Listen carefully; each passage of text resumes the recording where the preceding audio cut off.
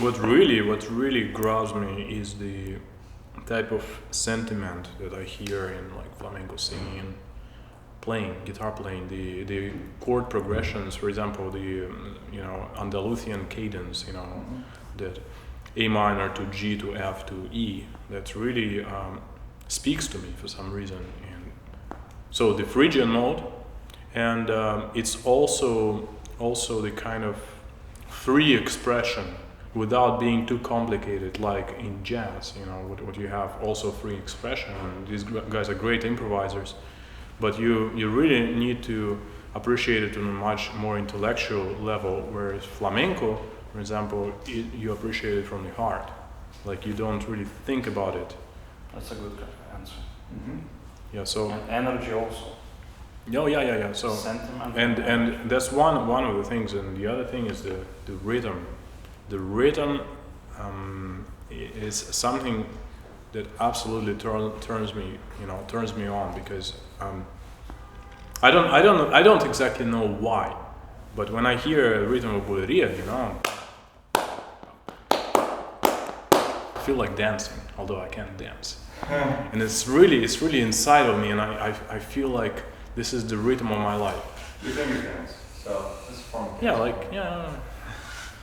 exactly. Yeah. So there does seem to be, because there is, to me, as a guy that doesn't know much about flamenco, I mean, my background is all purely classical, but it seems to me that there is this kind of rigid, when you take the forms, for example, there's a kind of a rhythmic pulse that cannot be broken in a way. It's kind of a fixture, and it's a limit in a way. Mm-hmm.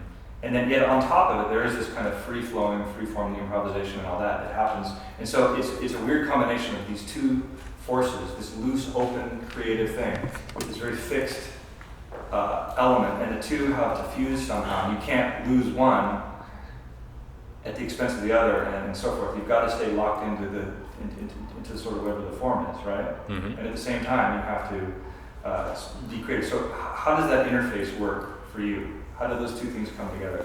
Well, I'm a little bit different. Okay. An interesting case, because I take the music that the other guitarists have played, have recorded, and I take the best that I can find. In my opinion, I have my taste, and I see that this music is great. It's just unbelievable. Just like classical compositions. Let's say there were a lot of composers, like for example Barrios. If he never written down his music, he was an improviser, great improviser. We would lose a lot of classical repertoire, like his all his masterpieces. Without him writing his music down, it would not.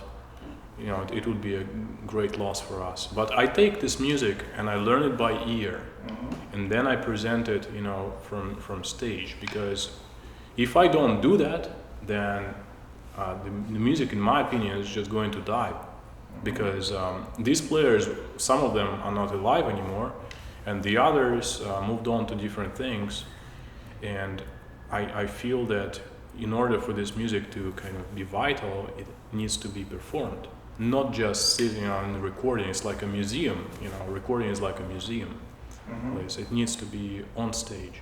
So for me it's a little bit different, but yeah, the tricky thing is, of course, to know the tradition, to know the dancing and the singing, and to know the old masters,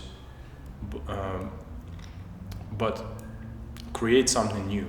Because everything that you might think of. Are you talking about creating your own pieces new, or playing the old ones in a new way? Well, playing the old ones in a new way is actually a little bit easier, because a lot of old masters that they had a little bit one-dimensional technique. Like they had their own sound, and they would always play in this one sound.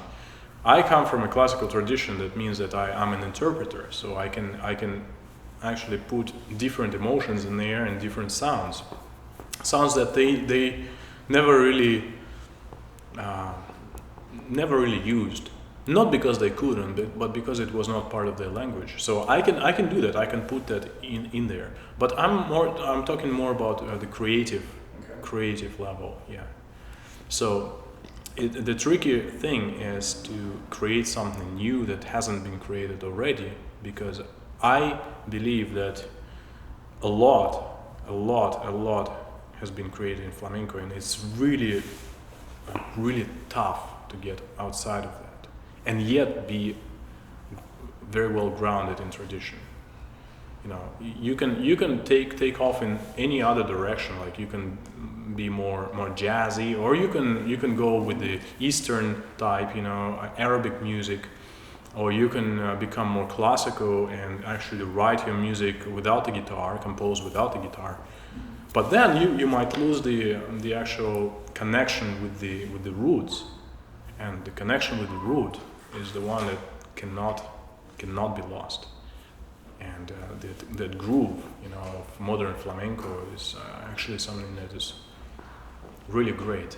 Okay. So, talking about Paco for a second, because he's sort of the one that most people will know about. A lot of people who were around at the time when these records were coming out said that, starting probably with like Fantasía Flamenca, that was like a revolution. That it blew the roof off of what has been done before at the time, what was contemporary and that kind of thing, right? And then people said there's no way that can be done again. That was a one-time event. And then the next album would come out, and he would blow the roof off again. And he kept shocking people over and over again. Do you think going into the future that can continue? Now that Paco is sort of reaching, do you see there's room in flamenco, room in music, room in the direction this can go, and still be called flamenco in a way? And yet there's still plenty of room in the future for revolutions like this, where there can be something that's never been done before in a way that's absolutely convincing and timeless at the same time. well, I'm waiting for that. Yeah? That hasn't happened really. I mean, there are a lot of really original players, you know, and possibility that opened up different possibilities. For example, I love music of Riqueni, and in my opinion, he's a great composer of flamencos. And there is the Vicente Amigo that brought it to kind of almost like pop-like, you know, scene. And but his guitar playing is all about singing. He sings every line and everything that he plays. It's just so musical and melodic. And there are technical monsters like Gerardo Núñez, you know, and also very educated in harmony. The harmonies that these guys think in, they're really advanced, you know, they're something more advanced than before. But the problem right now is there are too many players.